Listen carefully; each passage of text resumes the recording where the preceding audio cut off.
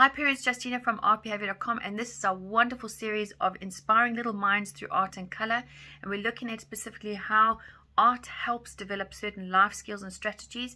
So this is, how does art particularly help with problem solving? And problem solving is about taking something and unraveling it so that you can find a solution to something what you think cannot be solved.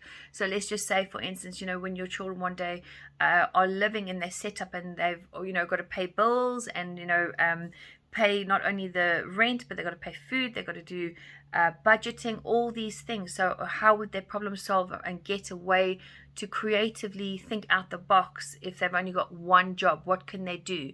So what we use in the art techniques is we use what we call, we teach the foundation of how to use mediums and drawing process, and then we teach children how to break the rules of that medium. So for instance, if we've always paint with watercolors a certain way, then I go, okay, now let's see how we can take this and find another way, discover another way how we can use watercolors that you wouldn't necessarily ever think of using it. So for instance, we might use now watercolor pencils with the watercolor paint. Okay, now we might use, say, pens with the watercolor paint. We might now use oil paint and see what happens there, use acrylics.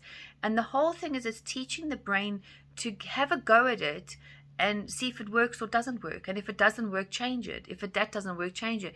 And when we have a discovery, celebrate that discovery. So that is so important in developing life skills later for keeping your children building those life skills.